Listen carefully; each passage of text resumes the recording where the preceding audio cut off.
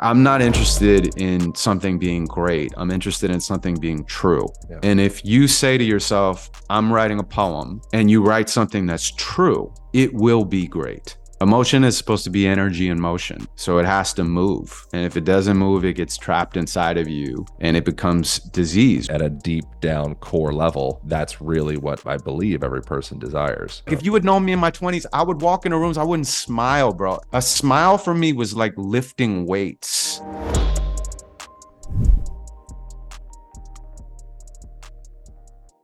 We're locked and loaded, sir. Green shirt boys. Oh yeah, look at that. Is that green? Looks brown. No, it's green. Oh, bro. Dude, this might Forest be the green. moment that I realize I'm colorblind. All Is these this years, it? it's all a lie. Do you think you're wearing brown? No.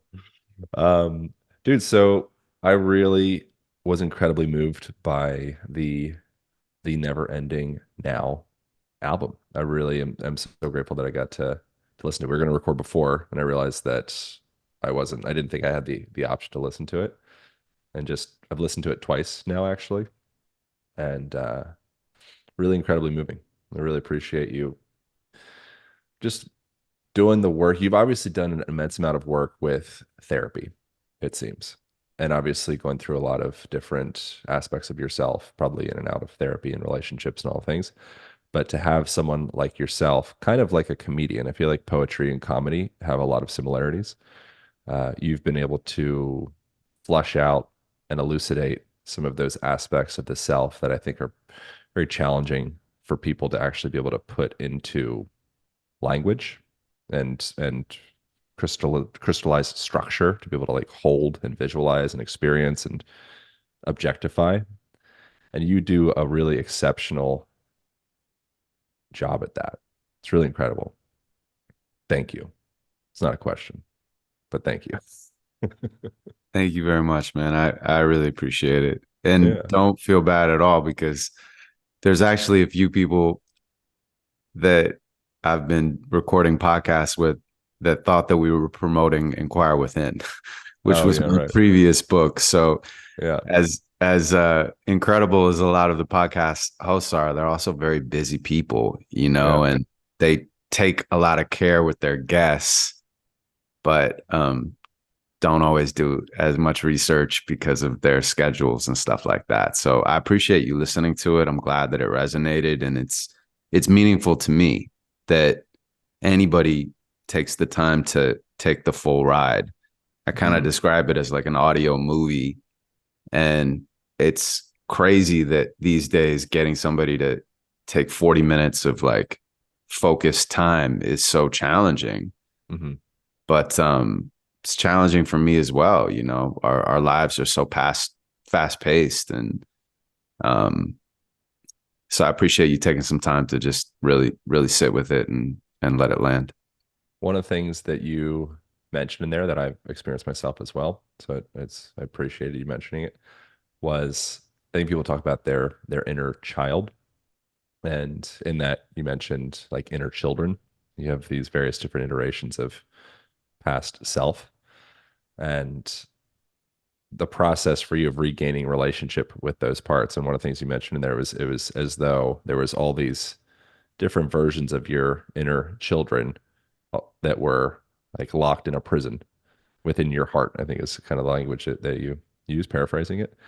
And you've been going through a journey and a process of starting to reintegrate or remember those aspects of yourself.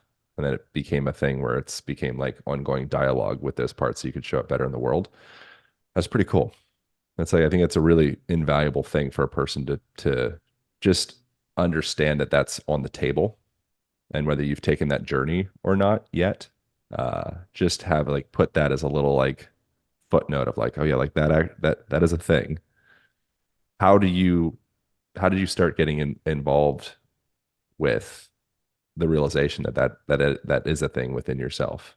Well, I had been going to a therapist for 6 months, and then we decided to do a medicine journey together. And I feel slightly douchebaggy saying medicine journey, but it really was very intentional and contained.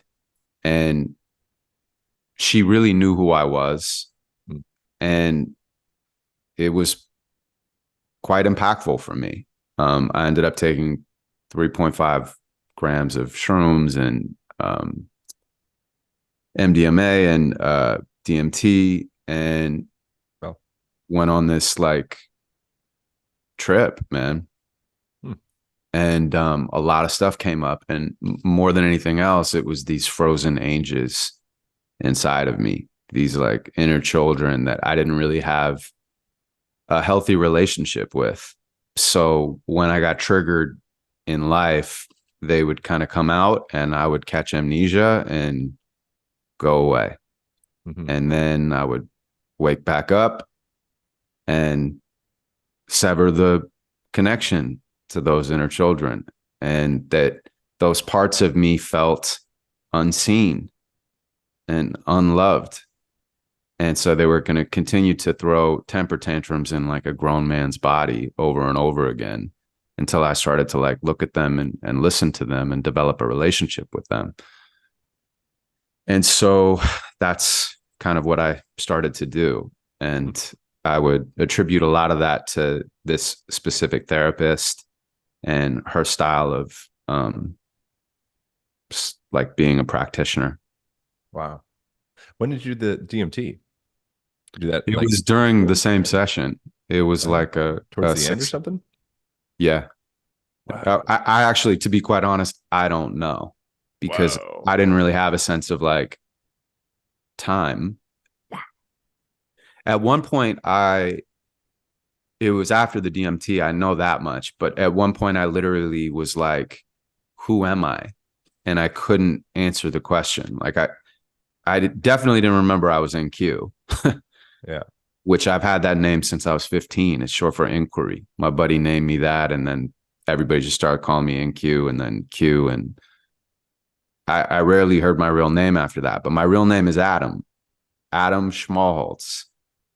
I definitely didn't remember I was Adam Schmalholz. I was like, where am I from? Couldn't answer the question. Yeah. I didn't even really know if I was a man or a woman. I just felt like I was something, Yeah. right? Or everything. And then when I finally came down, like a few days later, I thought, like, who was asking who I am? I mean, because if I didn't know who I was, what part of me was asking? And what is that? So that kind of stayed with me as well. And all of this snuck into the Never Ending Now album by accident. I hadn't even intended to make this record. It wasn't like I was like, I'm gonna make a spoken word record with composed piano and light strings because there's a real market for that.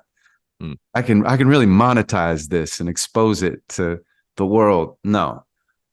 I had gotten an email from this incredible artist. She's a pianist and a composer from Italy. Her name is Isabella Turso.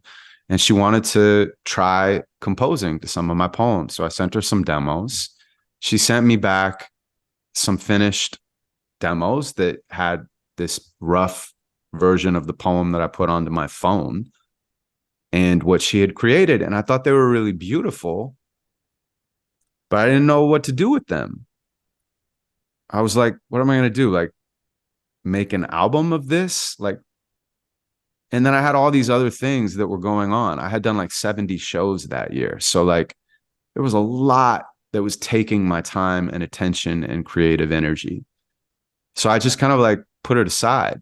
And then after I did the medicine journey, my wife and I were sitting in the car and I was telling her about my experience with these frozen ages. And she decided to take her phone out and start recording the conversation. And she Mm. told me that she did, but we were so deep in the conversation already because it was already halfway done that it didn't change the way I was communicating at all. It was like me and my best friend. Mm. Uh, my partner, my lover. I wasn't like thinking that anybody would ever hear this. So those clips in the album are just one conversation. That's Yeah, not like you guys are in a studio no, recording for the album. That was recorded conversation, then cut it up for the album, and then put poetry and the soundtrack over top of that. exactly. It was last one? 100% raw and authentic. There's nothing performative in there. Wow, In that's fact, cool. Aaron, I'm embarrassed by it. Okay, It's so vulnerable that that I'm means it's I'm good. like, ugh, Right. I don't want anybody to hear this. So anyway, so she sends it to me, and then I like listen to it a few days later, and I go like, ah, okay, maybe that could be the through line of the rest of the stuff that I was working on with Isabella. And then the full story is that Andrea Bocelli's producer heard one of the demos and was like, I would love for you to come perform it at the Hollywood Bowl. So we say yes, gladly. She flies out from Italy. She's pregnant. Okay. 2 days before the Hollywood Bowl performance, they pull out. They're like, we're so sorry. We don't have any time left for these various unforeseen reasons. Deepest apologies. So now she's just in LA. Hmm. And we decided to go into the studio and mapped out the rest of the album in an afternoon. And then I recorded it 2 weeks later. And then, to be honest, I still wasn't sure I wanted to put it out. Like it had been so healing for me as a process to create it that I wasn't sure that I wanted to show it to anyone as a product. Like Mm-hmm. I didn't want it to be criticized or judged or celebrated. I didn't want to be validated by anything external. It was like that close to my heart. And it's so soft and vulnerable and like not even how I like to see myself, to be honest. But like it's real. And so then I said, all right, let me send it to 5 people. And I sent it to 5 people. And my criteria for putting it out was if one person gets back out of the 5 that says, hey, like this is moving and meaningful to me, then I'll put it out. And one of the people I sent it to was Mike Posner. I love Mike. Yeah, he's the best. Yeah, he's sweet. Yeah, he's like my brother. And Yeah. anyway, he called me right away and he was like, if you don't put this album out, the quote was, I'll pry it out of your cold, dead hands. That's good. And then after that, I was like, all right, Would you let's be just put it would you out. be open to doing some version of spoken word associated to what we're talking about in relation to the inner children prison bits? Yeah, sure. I don't have something that is so specific to that, but I can do something um that I feel like is appropriate for the moment. If we could, I think it'd be cool just Yeah. to provide like context. And also this is the Never Ending Now journal that we created in association with the album so that people have an opportunity to then write their own stories through spoken word and go through their own healing journey. Yeah, that's But this is where I'm going to have to read this poem from because I don't even have it memorized. it's okay. All right. This is called Sadness. Sometimes I miss my sadness. I get so sad without it. It was loyal all these years. It never gave me cause to doubt it. But as my joys increased, my heart was suddenly too crowded and it pushed my sadness out. And now I'm sad to be without it. It was my best friend with me everywhere I went, ride or die until the end.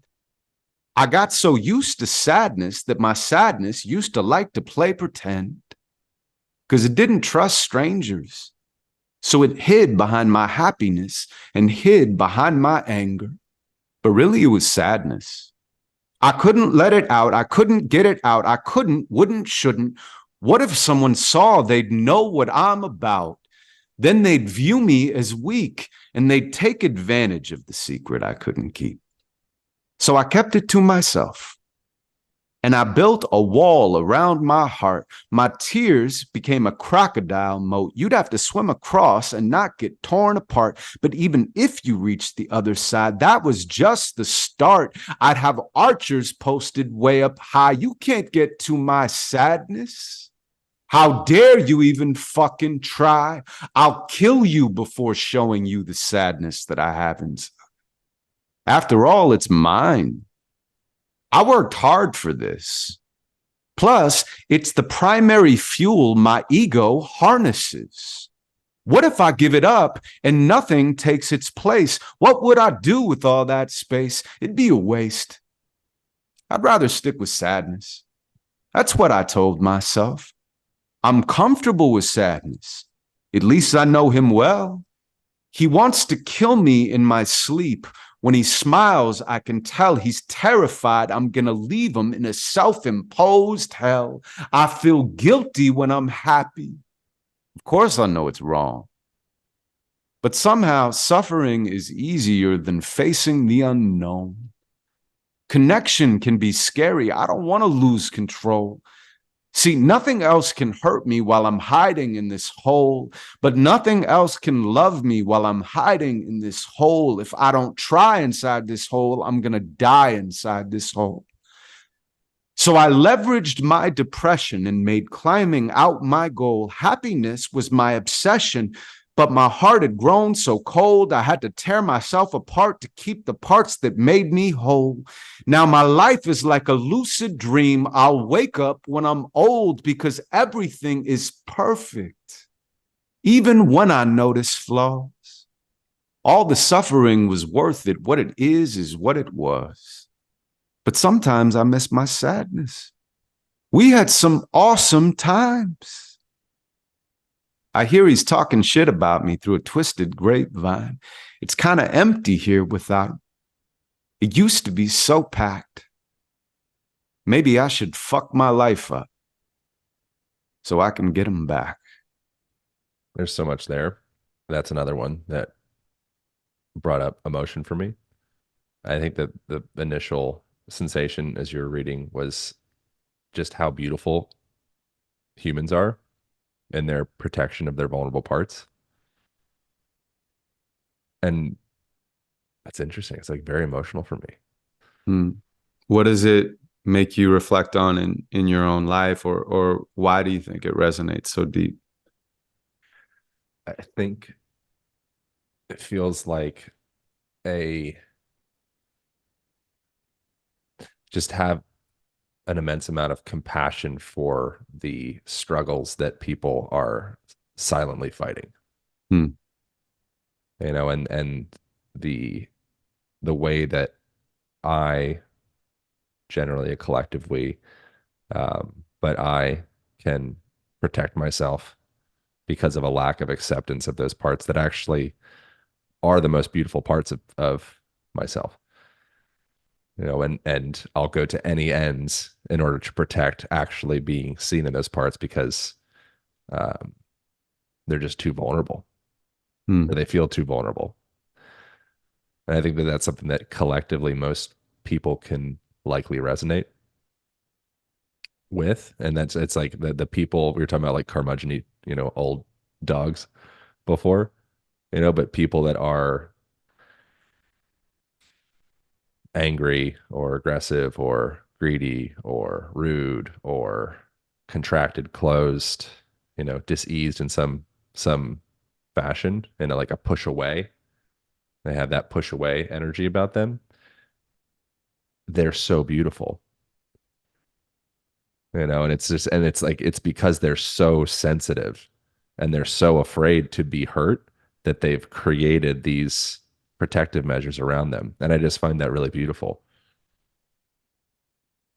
I mean, I would say that I hurt a lot of people's in my life because I was afraid to get hurt. Hmm.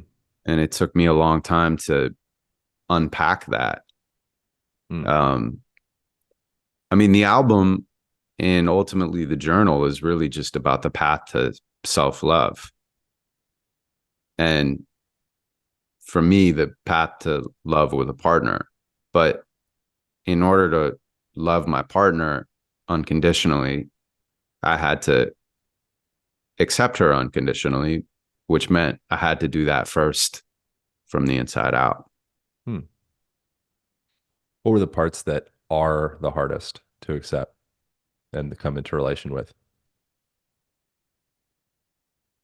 Well, I chose an amazing partner. I chose somebody that is, um, we have compatibility, we have chemistry, but we also just have a lot of things in common.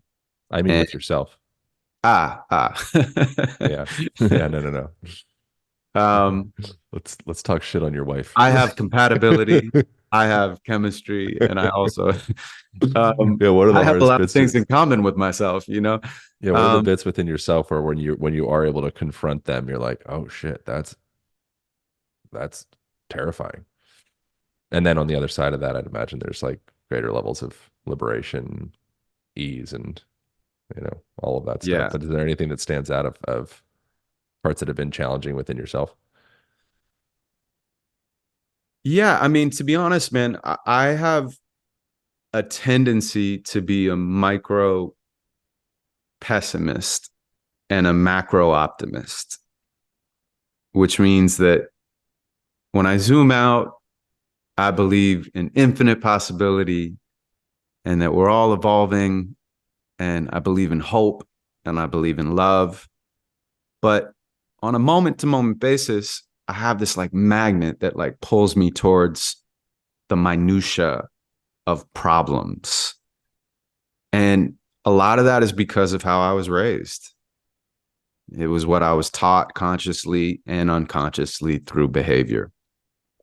And that became my experience, which created more and more thought patterns uh, that, put real grooves into the record, Yep. that are so deep that you dance even if you don't like the music.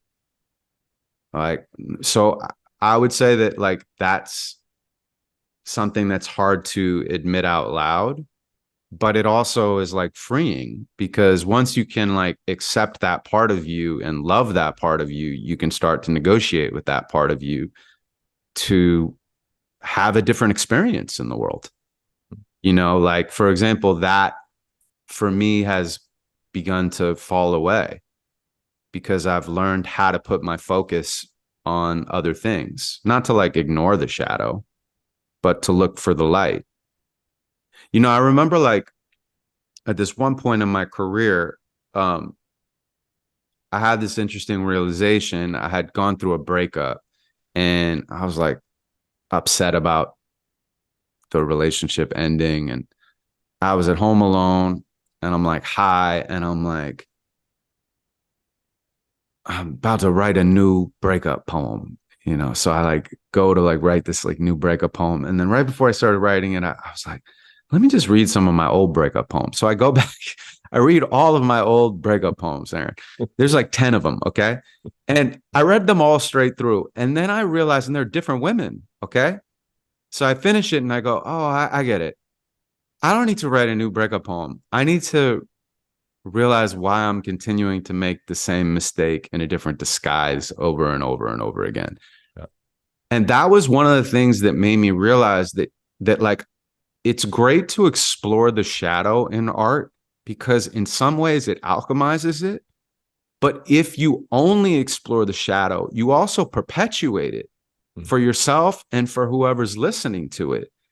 Mm. So at that point, I was like, okay, I'm always going to write from reality, but I'm always going to leave people in a place where they feel empowered and inspired to try to strive to live their best lives because that's what I want to hear. But I'm not sure I was living that way. I was creating from that place, but like living, I think I've still been like, attached to things that I don't need to attach to. And I've started to like let go of that and just surrender more into my life. And the more that I've done that, the more it's freed up energy and possibility and joy.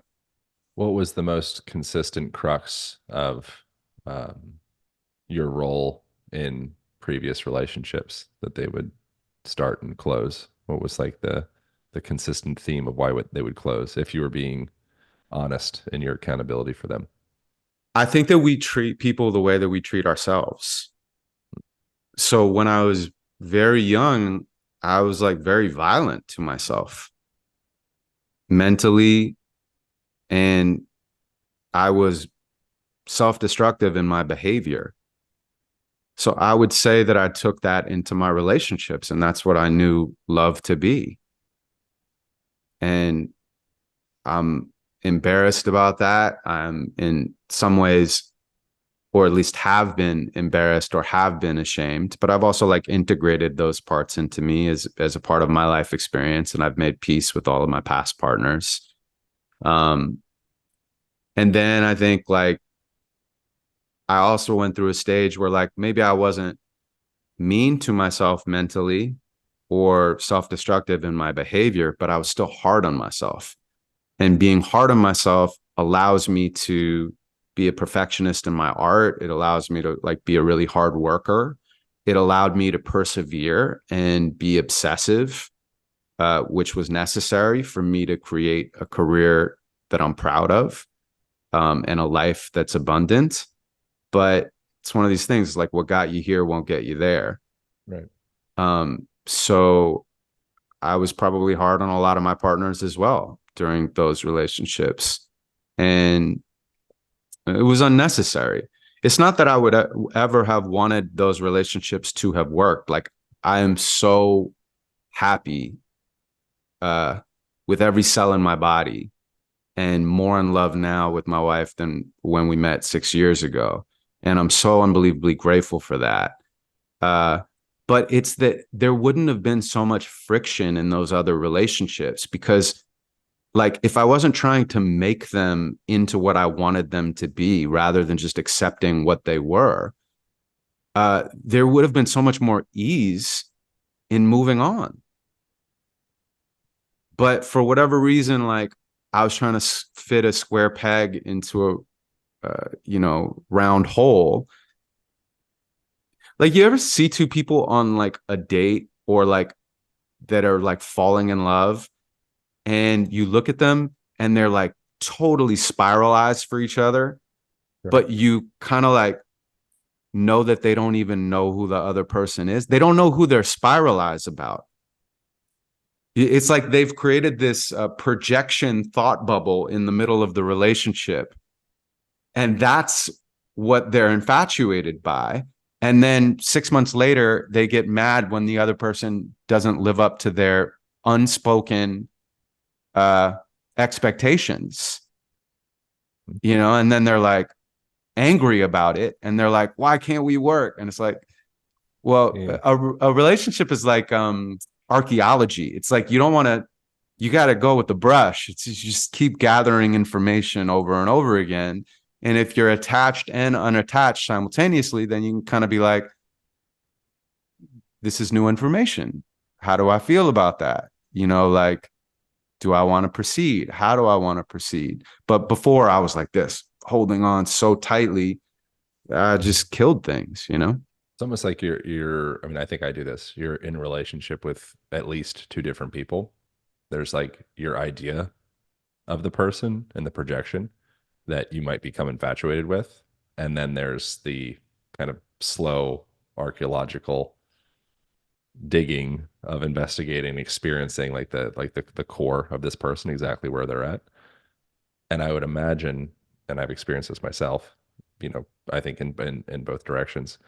If a person is infatuated with the projection or the idea or like the other version of the person, and they kind of aren't in acceptance of exactly where the person is at in that moment, I'd imagine that would be very painful.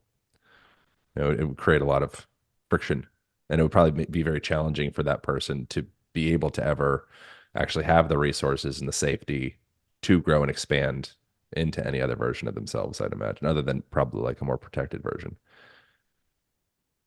Yes, and I think that it takes a lot of continuous effort to open your heart. Like so much easier to take these like micro disagreements or aggressions and you know they kind of compile on top of each other, Hmm. and then it's hard to like be open, and you have to kind of like even when you fully know the person fight to stay on the same page because you're both changing all the time. How in your relationships or relationship do you maintain congruence in that way and not allow the baggage to stack, where eventually there's just so much static in the connection. It's like, I don't even, we can't be connected because there's so many layers kind of throwing it, so many ripples throwing us off. We can't see through the surface of the water. It's just ripples at this point.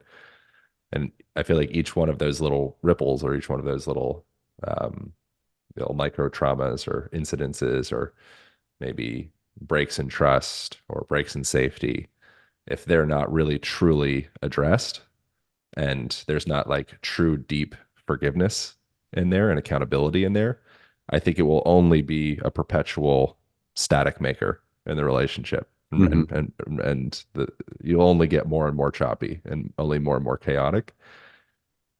How are how do you maintain congruence in a relationship and kind of address those past ripples so they don't become larger waves? If that makes sense as a question. Yeah, I think it kind of splits my mind in two places. Like if I was thinking of older relationships, the answer is I don't know. Like it's easy for me to say that because I have a partner that meets me in the middle. Hmm. And then we can do that work in the middle. Like I don't need her to be any different than she is. And I feel similar. Like I don't feel that it's conditional. There are conditional things and situational things, like, and but there's nothing that's non-negotiable in my relationship with my wife. Um, it's not like I need her to change in order to love her, or she needs me to change in order to love me. There are areas that we would uh support the other person in growing in, Hmm. but like we can discuss those things, but I'm not like trying to coach her or anything. I just lead by example. Yeah. And she does the same thing for me. Well, I did a performance at a like an anniversary, a 40th anniversary, the other day of this couple, and they're still in love.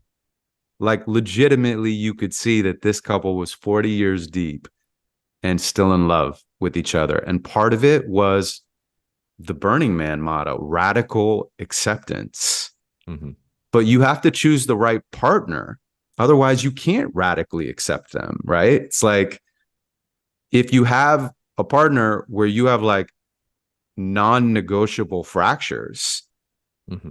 like I don't know, I think of something even overly cliche. If like,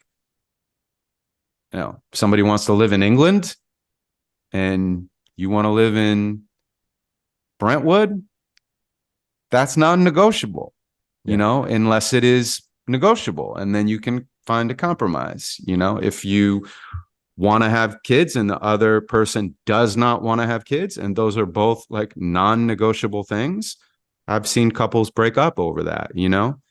Um, but the things that are negotiable, you have to negotiate or let them go. Yeah. What about forgiveness? How are you with forgiveness? Like really, truly, completely letting something go, like with, your mom or your dad, or, a partner that like really deeply hurt you, is and truly getting down to a complete zero with forgiveness. Is that something that comes easy to you? It's an interesting question because I think that we teach what we want to learn. And you'll tell me, do you relate to that? Like, do you feel like when you're facilitating for other people, you're also facilitating for yourself? Sure. Yeah. So I oftentimes teach vulnerability. I mean, I go into these workshops, which is part of the reason that we made the Never Ending Now Poetry Journal. It was the extension of the album, but it was also the extension of these workshops that I do to scale these experiences for people to have an opportunity to release things and manifest things through a genre of art they would never normally use and alchemize their lives through poetry.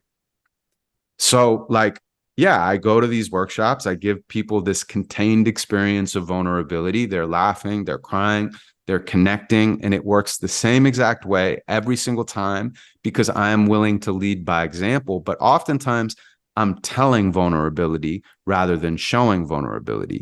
Mm. As the facilitator, I still have to hold the space, and I am teaching people something that I need to learn myself. People then think, oh, this easy for him to be vulnerable. And I'm like, no, it's fucking hard for me to be vulnerable, man. It's hard. I'm naturally judgmental, critical, closed off. Like Yeah. if you had known me in my 20s, I would walk into rooms, I wouldn't smile, bro. If I didn't know you, I wouldn't smile. A smile for me was like lifting weights. It Mm. was like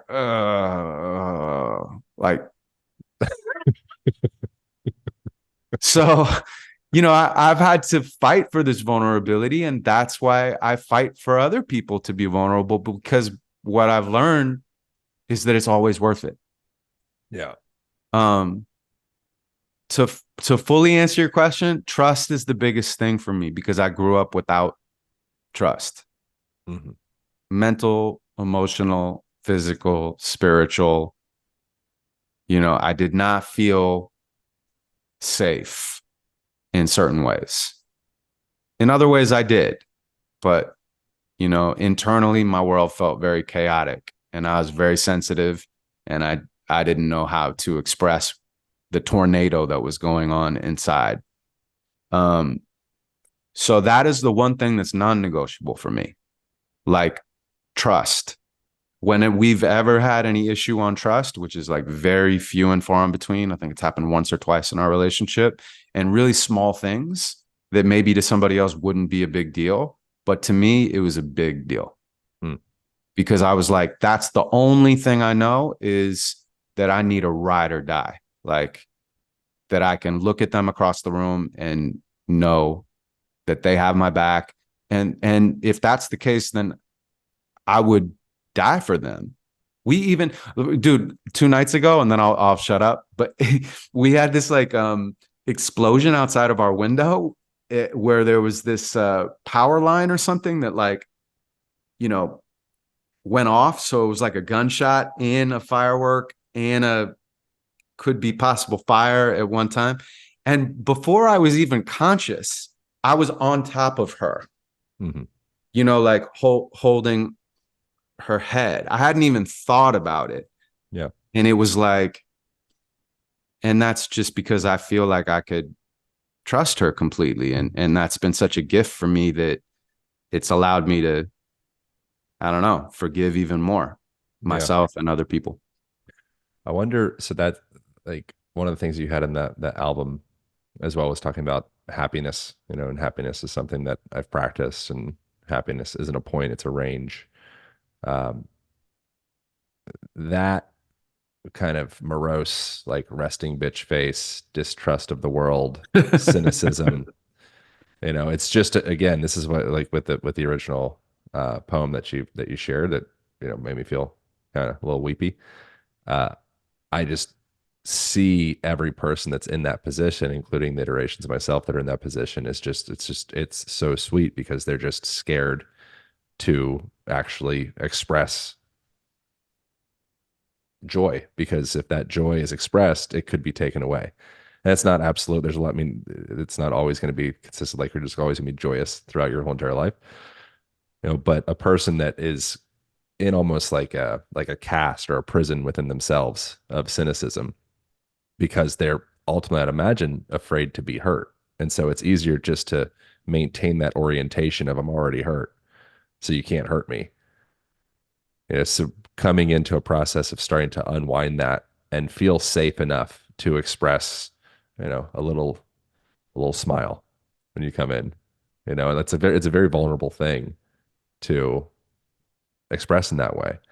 Like how does a person, if they're stuck in resting bitch face, start to come into unfurling and opening up some of those other layers of like, "Oh, maybe I'm gonna dance a little bit. Maybe I'm gonna smile a little bit. Maybe I'm gonna look over at that person and smile, and maybe they'll look away. That's fine. But I'm gonna put out love, and I'm not attached to getting it back, but I'm gonna live in love. Is that does that make sense? It does. I think it connects to the breath work that we did in the beginning of the podcast. It Yeah. connects to other more modalities for stress release. It connects to yoga. It connects to any physical activity, hiking, boxing, jujitsu, even those are combat sports, but they're still just you're moving energy. Yeah. Um, it connects to meditation, uh, and it connects to creativity.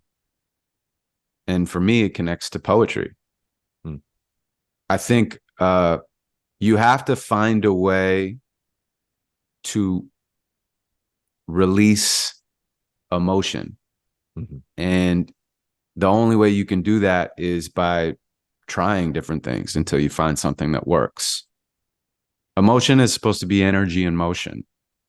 So it has to move. And if it doesn't move, it gets trapped inside of you and it becomes disease or, dis-ease, or you take it out on somebody in traffic and you don't even know why. Why are you so angry at this random person for what? Disrespecting you? It's literally a non-issue. And yet people lose their lives over that or lose their freedom over that.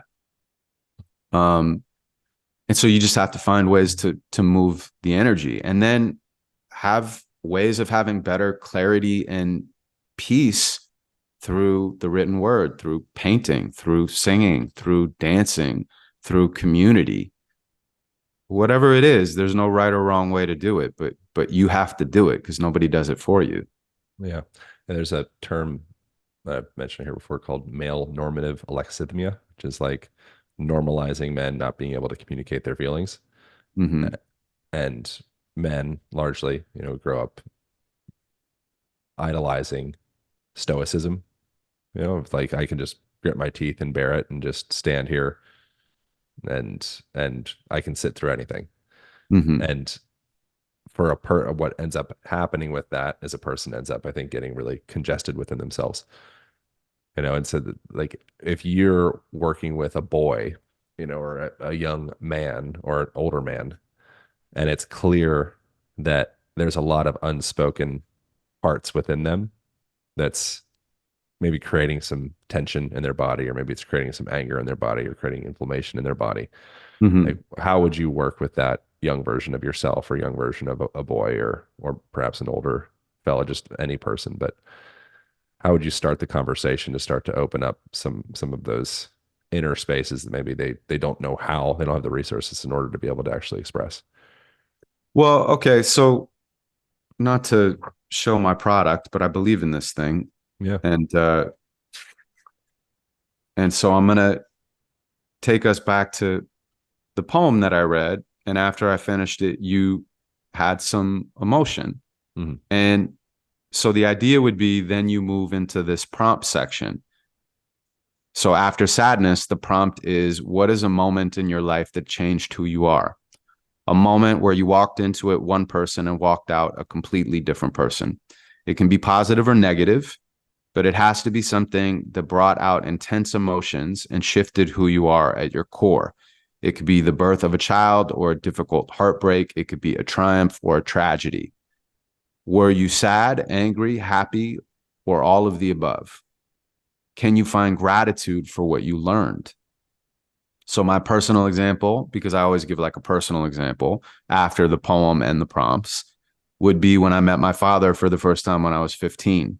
That was obviously a moment where I walked into it one person and walked out a completely different person. I remember not knowing what he looked like and thinking that every guy that walked past could be him. I remember shaking his hand for the first time and looking into his eyes. Even as I write this, I can feel the charge around that experience. It brings up immediate emotion and intensity, which starts to allow me to move from my mind into my heart. This is the best place to create from. What would be your example? Mm. So, the first thing that I do is when you read the journal, which basically is a culmination of all of my 25 years of like facilitating for these workshops, I take away people's need to try to do something perfect because that's so boring in art, man. Yeah. Like, I'm not interested in something being great. I'm interested in something being true. Yeah. And if you say to yourself, I'm writing a poem, and you choose something moving and meaningful, and you write something that's true, it will be great. Period. Um, so I take away any like fears of doing it wrong. And then I ask these types of questions and give people an opportunity to explore these trapped stories through a genre that they would never normally use, which means they have no excuse for like not doing it. Or, it's not even like, oh, I do this great, so I could not do this great. It's like literally you've never done it. So why not just do it and see what happens? And like when you do, the outcome and the impact can be really surprising for people. Hmm. Yeah. So like, for example, did anything come up for you when I was asking those questions? Like, was there a moment that stood out for you? And you don't even have to tell me or talk about it on the podcast, but that thing, if you chose to write about it, I promise you, if you give it enough time and space, the poem will almost start to write itself. Right. Yeah, that's one of the things in the Never Ending Now poetry journal. You had the Ernest Hemingway quote, "There's nothing to writing. All you do is sit down at a typewriter and bleed." Yeah. I think that that's like everything gets a lot easier if you're actually on something that um, creates or invokes feeling. And much of what we're doing culturally is kind of fitting ourselves into, it's like you mentioned, like the round peg into a circular hole or vice versa. We're kind of doing the things that we think that we should do, or we're kind of just like trying to get through the day. Like I grew up in the East Coast, and we ask somebody how they're doing, they're like hanging in there. Right. It would be actually weird or like kind of unacceptable to be like, this is the best day of my life. Right. Really get the hell out of here with that. But to be able to tap into something that actually induces genuine feeling or emotion and then kind of like allowing yourself to build from that point, it seems like a really powerful tool. I mean, for writing, obviously, but it seems like for even beyond that, like start with something that actually matters to you, you know? You'll never run out of things to talk about. Yeah. If you're paying attention, something's always going to matter to you, whether it pisses you off or and moves you or inspires you, like you'll always have material. From there, where would you go with that young boy version of yourself or young boy that you care about? After the prompt, they write, they kind of tap into that like inner genius or inner voice. Things come up, they have an experience. Like where do we go from that next point to start to integrate some of that like inner voice, inner wisdom stuff? Well, so there's this 10-week course. So I just want to briefly say that the conceptual through line does lead people, at least in theory, to self love and peace and presence and power and hope and infinite possibility. I want people to finish this and feel like, ah, I'm lighter. I'm energetically lighter. I'm Yeah. more clear about what I want to create. And I'm more confident about going out and doing that. Um, so that's the overview. But on the individual prompts, it's finding different ways of practicing performing the poem and sharing the poem. Because the Oh, poem isn't really like fully complete until you're witnessed by one person. And if you're witnessed by one person, there's this like exhale, that when you're done, you're like, okay, like somebody saw this, like somebody sees me. It's now outside of me and I can see it as separate from me. And then like that story doesn't have its like hooks in you as much or it basically like takes off the shackles and allows you to leave it behind or integrate it. Yeah, the There's a quote I've heard recently. It's something along the lines of healing arises in, how does it go exactly? Something along the lines of you need to have a compassionate witness in order to truly integrate and heal. Like that's like Mm, if you have the compassionate witness there, and there's mm, something really incredibly important about the witness, and something that I'm generally terrified of because I've been to your workshops before, is having the compassionate witness actually observe the thing because I have so much self critique and perfectionism, and it's like, well, this isn't, it's like, oh, I didn't have enough time, and all these different excuses and reasons why, ultimately I don't want you to see this version of myself that I don't accept because I don't think it's enough. mm. And the solution or the path or the medicine within that is to do the hard thing, and put yourself into that position. It's incredibly like vulnerable thing to do, to create a poem about something already very vulnerable and then vulnerably share this thing, a craft that you're not really all that proficient with, to another person. It's freaking brutal. It's and like incredibly healing.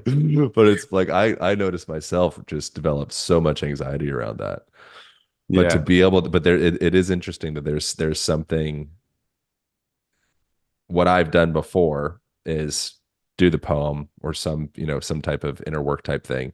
And then I just leave it to myself, which I think there's value in that as well. But there is like, why do you think that is? There's like a sense of completion in being witnessed.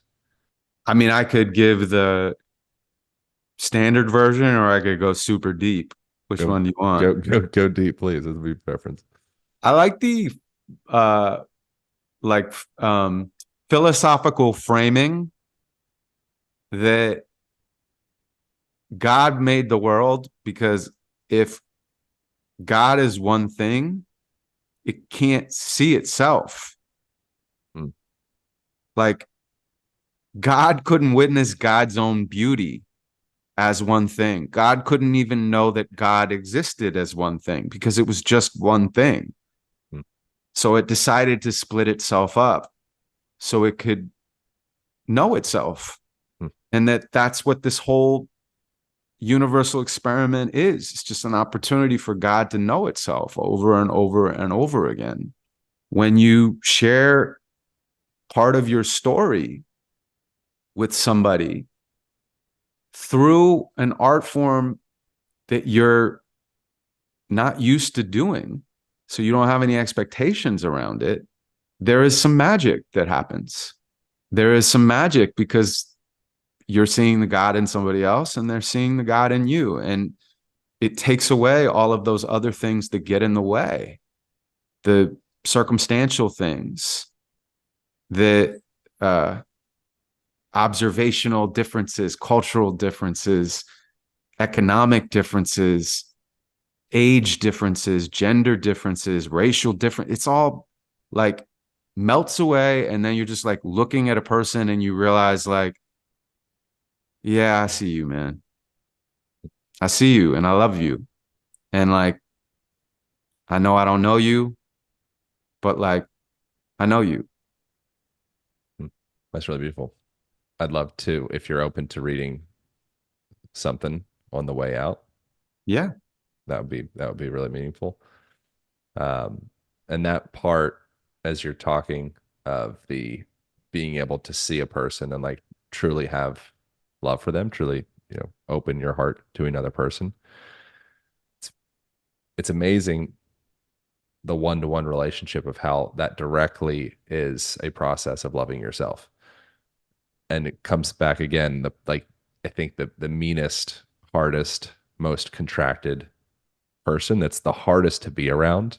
You just can't stand being around that person because they're so damn negative, or they're so damn pessimistic, or they're always talking shit about other people, or they're always like blaming other people. They they need the most love. Like they need the most care. They need the most support. And they're the hardest people to support. And they're the hardest people to care for. But like they're so afraid to really um, express love. And at a deep down core level, that's really what I believe every person desires, is to feel safe enough to be in the exchange of love. open yourself up to giving and receiving, and also accepting the impending doom and pain that is absolutely a part of the package. And if you can live in that, it's almost like dying before you die in a way. You're like, okay, like I surrender to this, and getting to that. And if a person, as a person, starts to cultivate that within themselves, that like that courage to really truly be vulnerable and honest with themselves, the only option, I believe, is for them to emanate love and emanate compassion, and kind of like be a light in the world, which it's cool. I appreciate you helping the world out with that, helping me out with that right now. It's very cool. Thanks, man. Well, ditto. Yeah. And I'm helping myself out too, you know? Is there anything that we could go out on that would be appropriate for the conversation? Yeah. Yeah, for sure. Cool.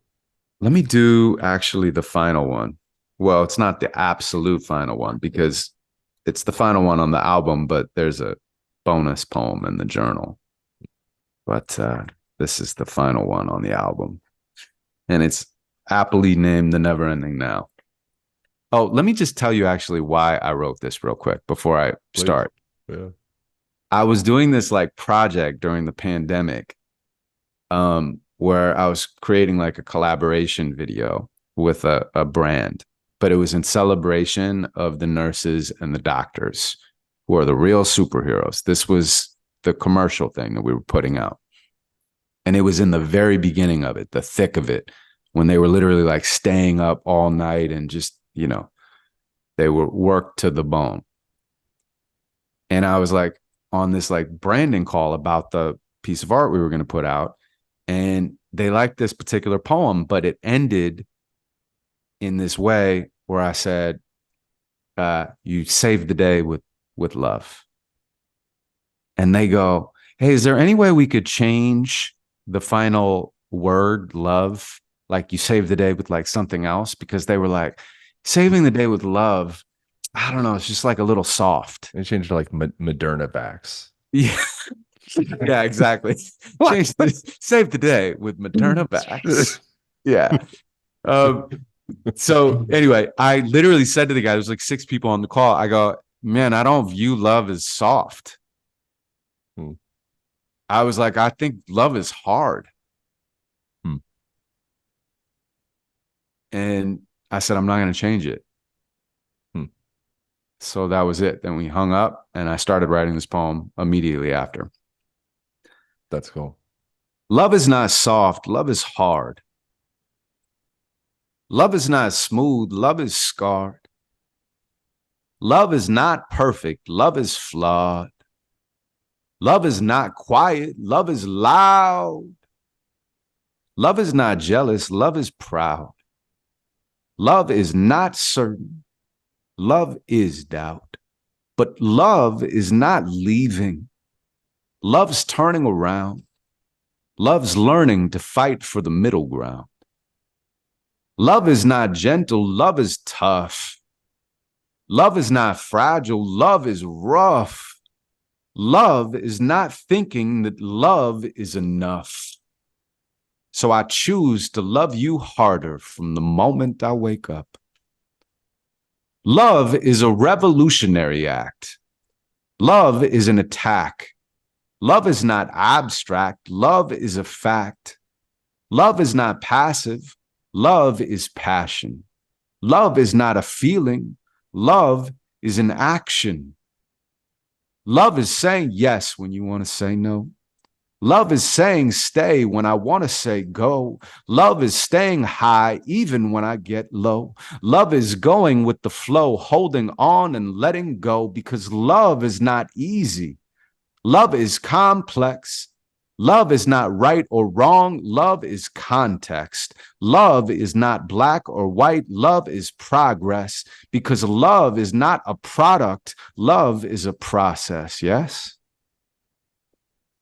So in the simple moments, when the chaos fades away, in the silence of the evening or the empty of my day, I remember what it feels like to give my heart away and think how lucky I have been to get to love someone this way, and how lucky I still am to get to love someone this way. It's a miracle to be alive. That's why I have to say, love is not a guarantee.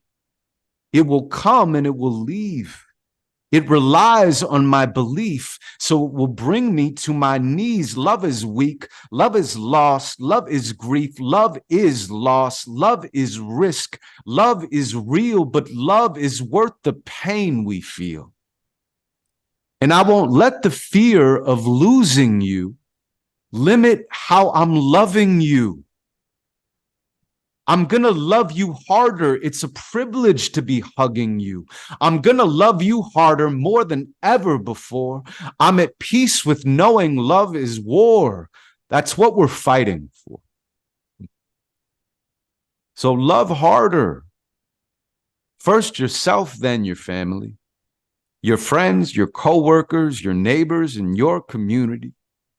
Then try to love a stranger. Try to tap into your empathy. Imagine that you've known them and protected them since infancy. Now try to love the people that you don't love at all. Even people that you hate, they probably need it most of all. And if you can't love them big, see if you can love them small. See if you can hold compassion for the asshole that they are. Because love is not soft, love is hard, love is scarred, love is flawed, love is loud, love is proud, love is doubt. And since love is most important when we do not know how, I will choose to love you harder in the never ending now. That was another tearjerker for me. They're good, man. I think what it is, I think I'm just uh, I like feel quite a bit, and I think what you do with your poetry, it's all coming from an immense amount of depth of feeling. And as I allow myself to like go on the ride of it, I think it's that I like feel you, and in that it starts to come up, and then also my own reflections of myself and the stories and the different lanes that I go down with it. But it's such a beautiful thing to be in a craft where like that's what you do. Like you were in the feeling, you're in the translation of the feeling. So thank you Thanks, for man. thank you for helping us with that. Thank you for helping me with that. Yeah, And that's what good art does for me. I mean, it just like allows me permission, or at least gives me an invitation to uh, see the mirror of my own humanity in that yeah, particular piece of art, yeah, and to drop in deeper. So yeah. Um, and thank you for the creating that album, the Never Ending album, for actually doing it, not being too afraid to put it out or too modest or shy or unsure or any of that, but being willing to like bare your heart and share that. It was really genuinely, and it's 40 minutes long, which is I think actually like a really perfect, appropriate amount of time to go on a journey, but it's not too much of a commitment, but it packs like a really amazing punch multiple times over and over again was my experience with it. Um, thanks, where can man. people where can people find that? The Never Ending Now Yeah, album on so the Spotify. Never Ending Now album, yeah, it'll be on all the places you stream, Dope. Spotify and Apple. It'll be on YouTube. You just have to look up INQ, IN-Q, Cool. or you can go to my website at in-q.com, or any of the social media stuff. And you can get the journal as well through the link on my website. It'll be on Amazon, and then uh, it will be on Passion Planner's website. We partnered with this incredible company called Passion Planner to Right. do the design of the journal, and they just did a beautiful job from cover to cover. So I'm really grateful to them, and excited that they're my partner in helping to bring this into the world. Yeah. Well, thank you so much. I appreciate you. Um, that's it. That's all. Thank you all for tuning in. I'll see you next week.